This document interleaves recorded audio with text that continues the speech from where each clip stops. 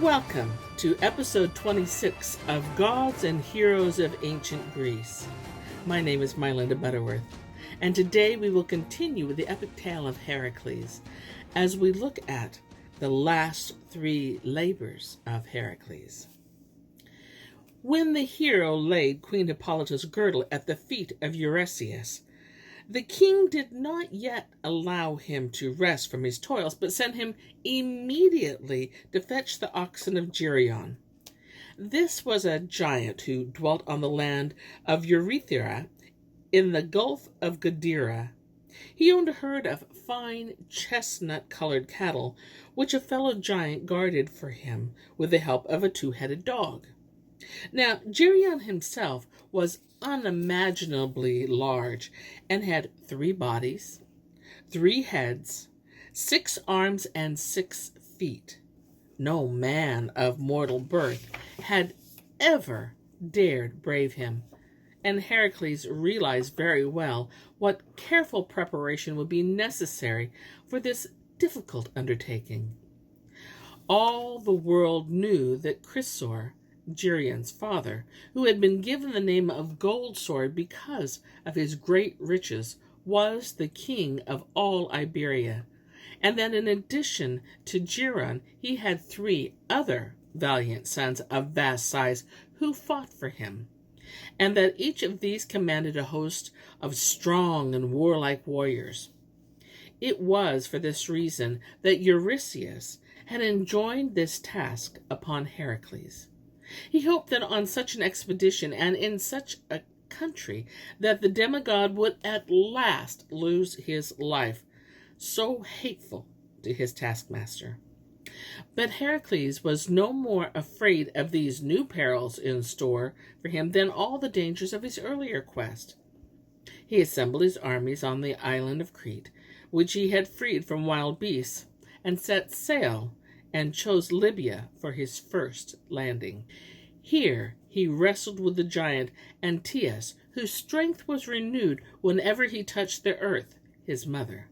Heracles observed this, held him up into the empty air where he was helpless, and strangled him in his grip. Then he cleared Libya of beasts of prey, for he hated savage animals and wicked people, because these reminded him of the unjust ruler he was compelled to serve for so many years. After a long journey through desert regions, he came to a fertile valley, watered by broad rivers. Here he found a city of great size, and it was called Heracles, the city of 100 gates. At length he found himself opposite Gadara, on the Atlantic Ocean, and set up 2 pillars known and famed for the Pillars of Heracles. The sun burned down upon him with intolerable heat until he could endure it no longer. Lifting his eyes to the heaven and pointing his bow upward, he threatened to shoot down the god of the sun. Apollo admired his intrepid courage and aided him on his way by lending him the golden bowl in which he himself journeyed by night from the setting to the rising of the sun. In this, Heracles floated to Iberia, his fleet sailing along beside him. Here he found the 3 sons of Chrysaor, with 3 vast armies camped close to one another. But Heracles did not have to fight the host. He challenged the leaders to single combat and killed them one by one until he conquered all the country. After this, he went to Eurystheus, where Geryon dwelt with his herds. As soon as the 2-headed dog scented the new arrival, he rushed at him, but Heracles gripped his club more firmly and crushed him. When he had also killed the giant herdsman who came to aid his dog, he hurried off with the oxen. Geryon, however, overtook him, and a grim battle followed.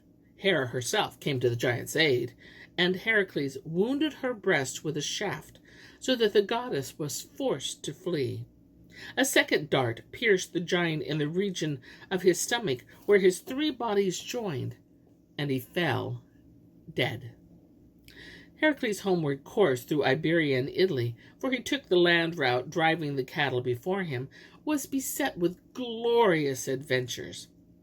Near Rhegium, in Lower Italy, one of the oxen got away, swam the strait, and so escaped to Sicily. Heracles at once drove the other oxen into the water and swam across Sicily, holding one of them by the horn. After many other exploits, the hero left Italy and returned to Greece over the isthmus, over Illyria and Thrace. Now, he completed 10 labors, but because Eurystheus refused to hold 2 of them valid, he had to do 2 others in their place. Very, very long ago, at the wedding of Zeus and Hera, when all the gods came with gifts for the bridal pair, Gaia did too, because she did not want to remain remiss in her generosity. On the western shore of the ocean, she brought forth a tree with many boughs, all laden down with golden apples. 4 virgins, the Hesperides, daughters of night, were set to watch the sacred garden in which the tree grew, and they were aided in their task by Ladon, the 100-headed dragon who had sprung from Phorcys, the father of all manner of monsters, and Ceto, a daughter of Gaia. The dragon never slept, and a deafening chorus of hisses betrayed his presence, for each of his 100 throats uttered a different sound. And it was from this monster, so ran the orders of Eurystheus, that Heracles was to snatch the golden apples. The demigod set out on his long and arduous journey. He chose the road haphazardly, for he did not know where the Hesperides were to be found. First he came to Thessaly and the land of the giant Eurystheus, who killed all travelers he met by running at them with his forehead, which was as hard as a rock. But when the giant's head touched the brow of divine Heracles, it was dashed into pieces. Farther on, near the river of Echidons, the hero met with another monster, Cycnus, son of Ares and Pyrene. When Heracles asked him the way to the garden of Hesperides, he refused him a civil answer and challenged him to single combat, but he was slain by the demigod.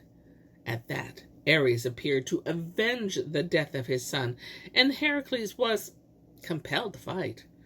Since Zeus, however, did not wish his sons to spill each other's bloods, he hurled a bolt of lightning to separate the 2 of them. After this, Heracles wandered through Illyria, crossed the Eridanus, and came to the nymphs, the daughters of Zeus and Themis, who dwelt on the banks of this river. Of those 2, he inquired the way to Hesperides. "Go to Naruz, the old river god," they replied. "He is a seer and knows all things. Overwhelm him in his sleep and bind him, and then he will be forced to point you in the right direction." Heracles followed this counsel and mastered Naruz, even though he changed himself into many and various shapes according to his custom. But the son of Zeus and Alcmene did not lose his hold on him until he had learned in what part of the world were the golden apples. Then he went on through Libya and Egypt. Bucerus, the son of Poseidon, in Lycina, was the king of that country. After 9 years, during which the land had been afflicted with barrenness and drought, a soothsayer from Cyprus had issued the cruel oracle that the earth would grow fertile if a stranger were sacrificed to Zeus every year. Bucerus showed his gratitude for this utterance by offering up the soothsayer himself. Gradually, the barbarous king developed so great a liking for his yearly tribute that he took to slaying all strangers who came into Egypt. Heracles, too, was seized and dragged to the altar of Zeus, but he rent his fetters and killed Bucerus, along with his sons and the priest who had acted as a herald for the king. Now, in the course of this further journey, Heracles freed Prometheus from his bondage in the Caucasus, and following the directions the liberated Titan gave him, came to that part of the world where Atlas stood, bearing the broad sky on his shoulders.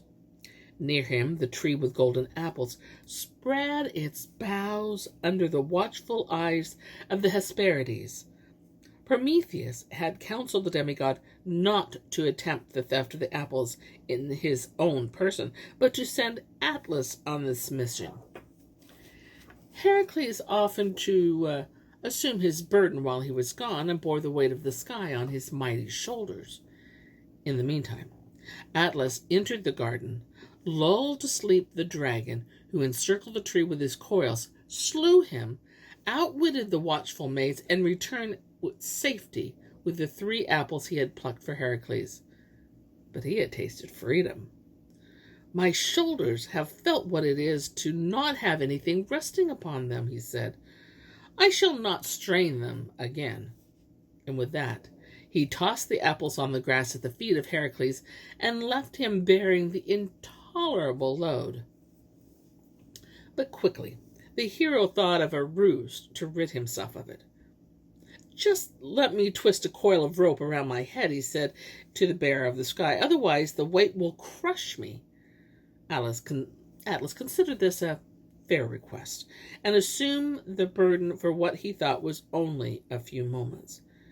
But if he was waiting for Heracles to relieve him, he would have to wait through all of eternity, for the cheat had been cheated. The demigod picked up the apples and went his way. He carried them to Eurystheus, who, since Heracles had not lost his life in the getting of them, as he had hoped, gave them back to him as a gift. Heracles, in turn, placed them on the altar of Athene, but the goddess, who knew that these divine fruits must not be kept elsewhere, took them back to the garden of Hesperides. Instead of destroying his hated rival, Eurystheus had up this time only succeeded in helping Heracles to greater glory in the course decreed for him by the fates. His mastery of the labors enjoined on him had made him appear the true champion of mortals, the avenger of all inhumanity on earth. But his final quest, so the crafty king planned, was to take place in a region where heroic strength would be of no avail. He was to battle with the sinister powers of the underworld, to bring out of Hades Cerberus, the watchdog of hell. This monster had 3 dog heads with gaping jaws, also slobbering venom. His body ended in a dragon's tail, and the hairs on his head and his back were writhing snakes.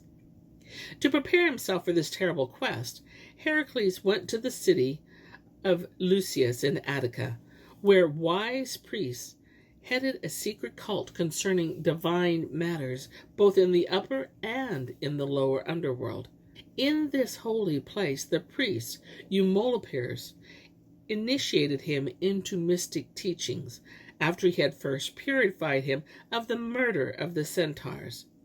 Thus girded with the knowledge of secret things and prepared to face these terrors of the lower world, he journeyed to the Peloponnesus, to the city of Taenarium in Laconia, where there was an entrance to Hades.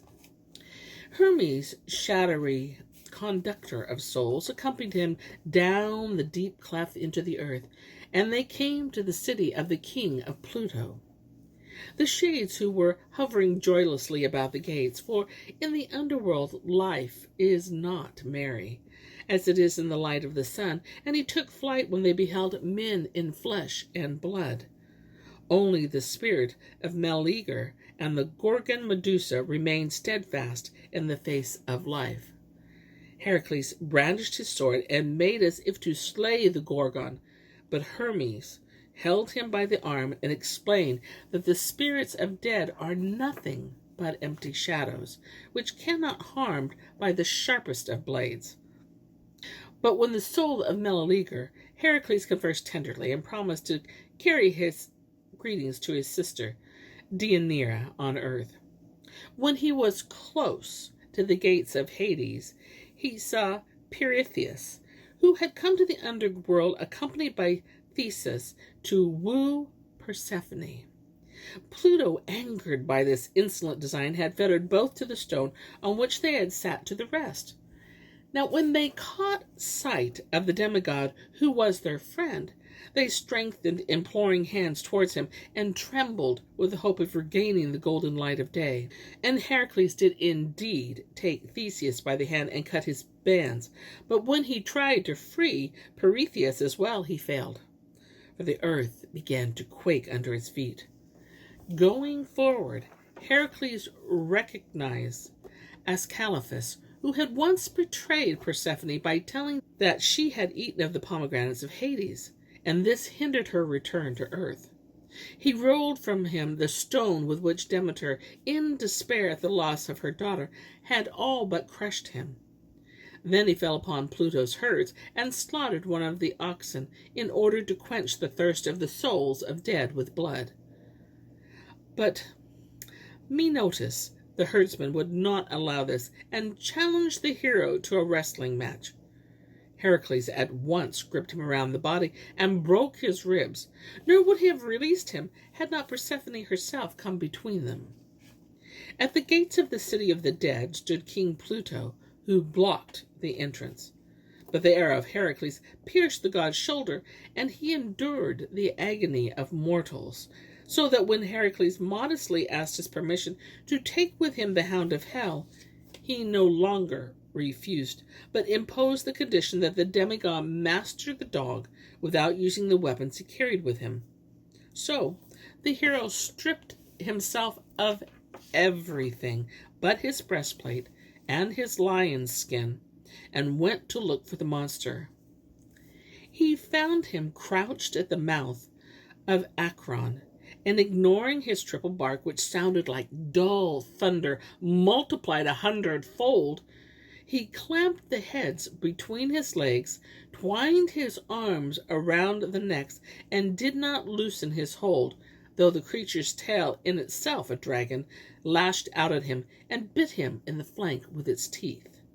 He held fast, and he choked the monster's throats until he gained the upper hand. Then he lifted up the dog, and issuing from Hades through an entrance near Trozen and Argos, returned safely to the upper world. When the hellhound Cerberus saw the light of day, he grew mad with fear and began to spew venom on all sides. Thus caused the poisonous aconite, a plant which still abounds in that region, to spring up from the ground. Heracles at once went to Tyrus and showed the shackled monster to Eurystheus, who could scarcely believe his eyes. And now the king despaired of ever ridding himself of the powerful son of Zeus. He resigned himself to his fate and discharged the hero, who took the dog back to the owner of the underworld. And here's where I end my tale for today. But I'll be back tomorrow with more tales, many more tales. Until then, my friends, enjoy the journey.